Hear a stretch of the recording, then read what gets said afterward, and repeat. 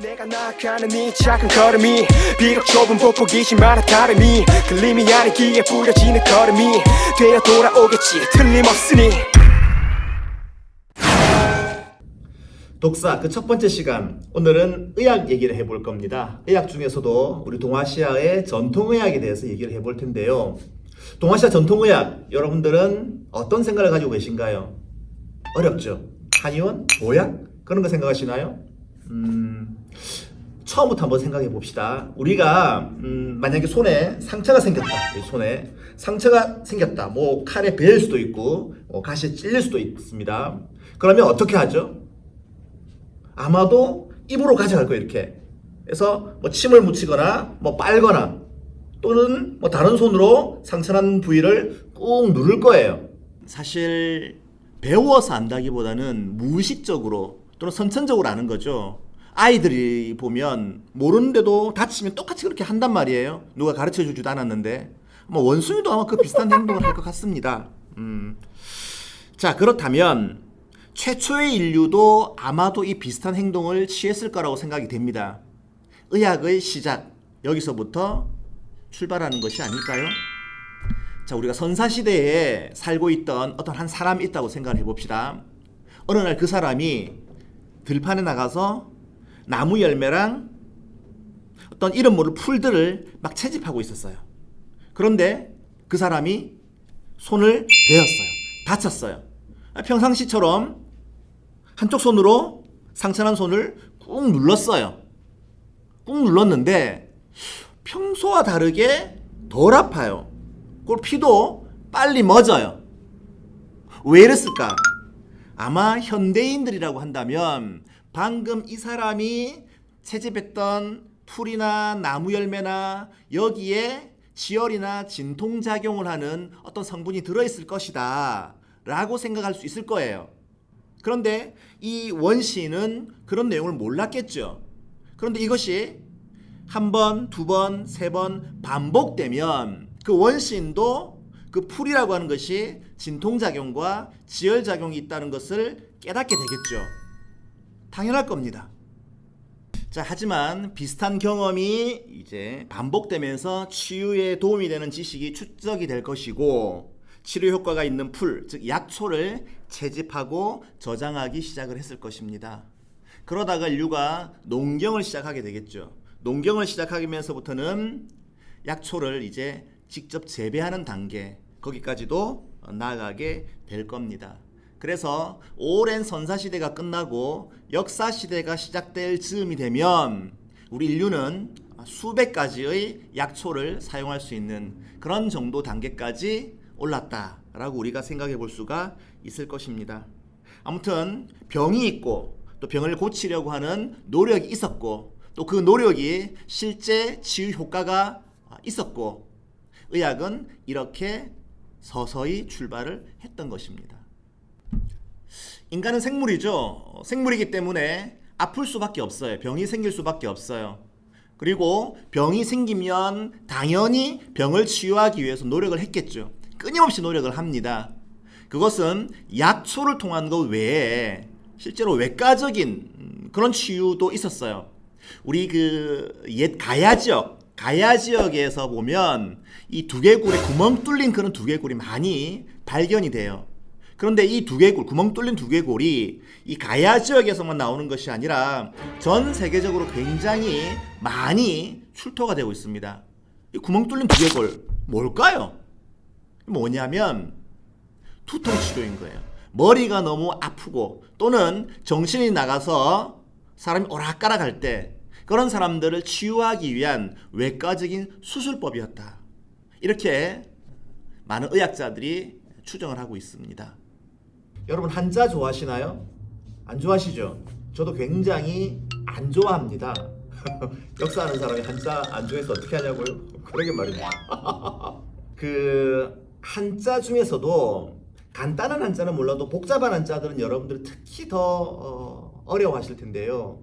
우리가 지금 얘기하고 있는 의학, 의술할 때 의라고 하는 글자가 특히 조금 복잡해요. 획순이 굉장히 많거든요.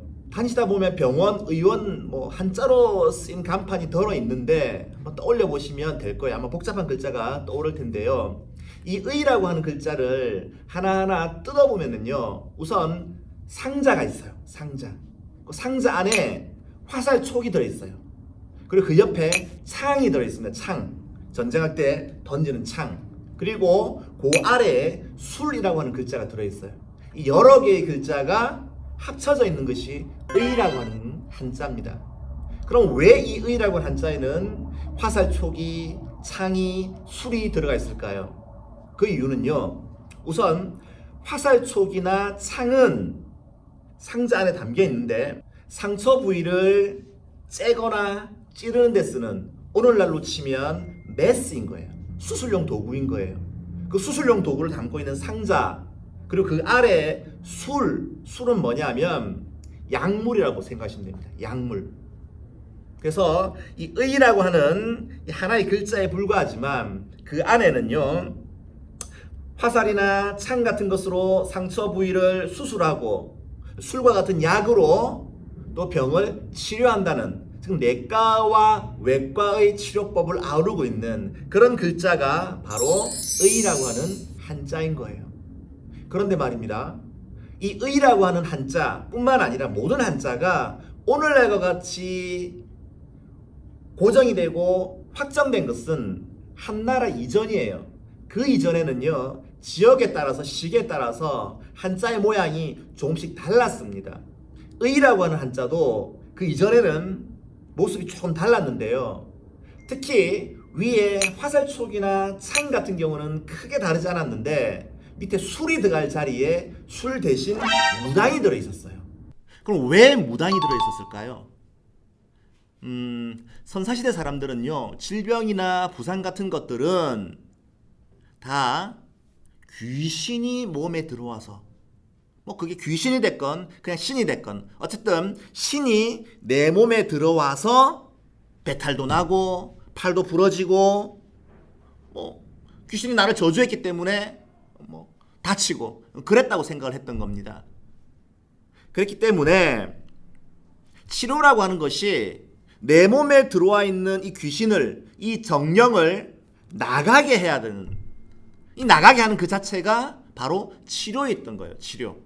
아마도 선사시대 사람들의 사고체계에서는 무당이라고 하는 이 글자가 병을 치료하는 데 있어가지고 어쩌면 가장 당연하고 자연스러운 그런 해결책이고 글자가 아니었나, 그렇게 생각을 하고 있습니다. 우리말에 보면 병이 든다, 병이 걸리다 이런 표현이 있는데요, 아마 이것도 저 어쩌면 선사시대 때 귀신이 내 몸에 들어오고 나가고 했던 그런 데서 유래된 표현이 아닐까 혼자 생각을 해봤습니다. 자, 어쨌든 이러한 선사시대의 모습은 역사시대가 되고 문명이 만들어지고 난 이후에도, 아니 최근까지도 그런 모습은 쭉 이어지고 있어요. 우리 개항 이전까지, 근대 이전까지 우리나라뿐만 아니라 그건 동서를 막론하고 거의 모든 지역에서 병의 치료는 신의 영역, 귀신의 영역이었어요. 특히 우리나라가 미개하다, 의술이 떨어졌다 이렇게 얘기하기는 어렵습니다. 그건 서양도 마찬가지였으니까요. 자, 이렇게 이제 사람들은 아프면 당연히 무당을 찾아가죠. 무당은 찾아오는 사람 대부분이 아픈 사람들이에요.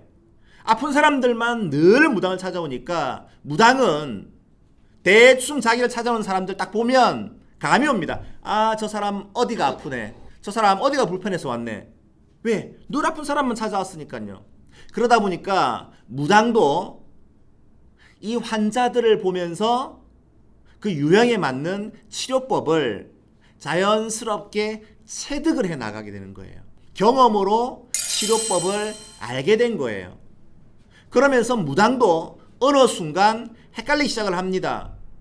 귀신 때문에 사람이 아픈 거라 생각했는데 자기 경험에 의해서 치료하다 보니까, 예를 들어서 백날 귀신에게 기도하고 빌어도 안 낫던 환자가 자기의 경험에 따라서 치료를 하니까 대번에 낫는 그런 환자가 생기겠죠. 무당 스스로가 정체성의 혼란을 느낄 거예요. 나는 신과 접선하는 사람인데 뭐지?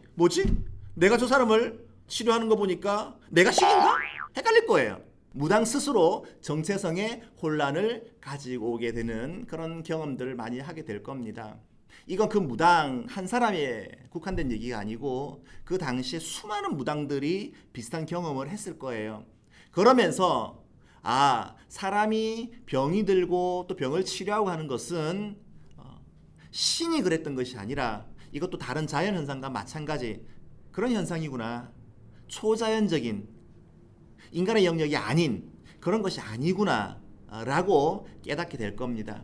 그때부터 이제 보다 더 적극적이고 활발한 의료 활동이 전개가 될 거예요.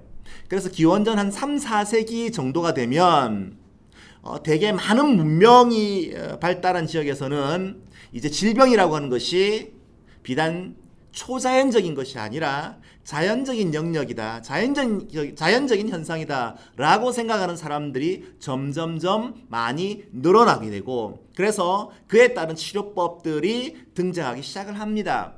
저 서구에서는 히포크라테스라는 사람이 있어요. 이 사람을 중심으로 그러한 의술들이 발달을 하게 됩니다.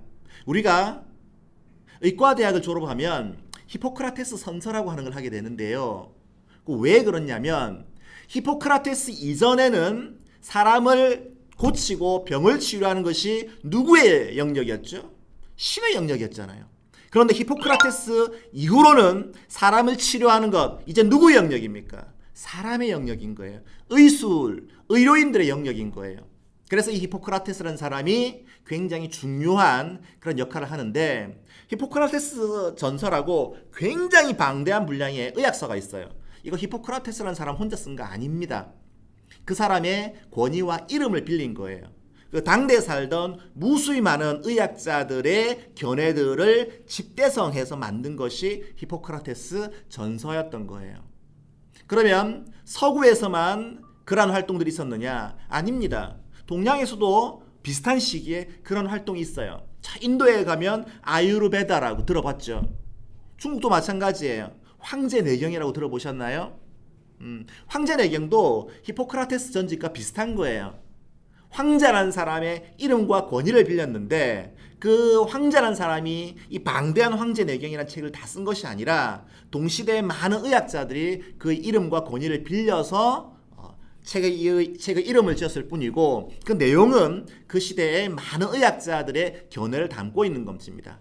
이제 히포크라테스 전집이나 황제내경이 등장했던 시기부터는 더 이상 의학은 신의 영역이 아닌 인간의 영역, 치료가 가능한 인간의 영역으로 들어오게 됩니다. 의학이 이렇게 탄생을 합니다. 동아시아 전통의학도 이렇게 탄생을 하게 돼요. 그래서 그때부터 이제 음양이니 오행이니 기니 하는 여러 가지 이론들이 등장하게 될 겁니다. 어쨌든 이 고대 동아시아에서 탄생했던 이런 의학의 지식 체계가 지금까지도 이어져 내려오고 있습니다. 한의학의 주요 골격을 가지고 있는데요. 몸을 이해하고 병의 성격을 규정하고 몸의 병을 읽어내고 그에 대해서 적절한 치료법을 제시하는 그런 원칙들은 지금까지도 계속 이어져 내려오고 있다라고 우리가 이해할 수 있는데요.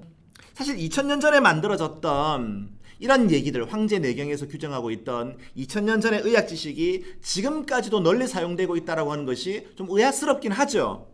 그래요. 그런데 공자와 맹자와 아리스토텔레스가 했던 얘기들 지금도 얼마나 많이 회자되고 있습니까? 2000년 전에 그 사람들 했던 얘기가 지금 무슨 소용이야? 라고 생각하는 사람 아무도 없지 않나요? 2000년 전의 의학 지식이 오늘날까지도 쭉 이어지고 있다라고 하는 사실이 굉장히 놀랄만한 일이긴 합니다. 자, 시간이 한참 많이 지났기 때문에 오늘은 여기서 마무리를 해야 될 것 같아요.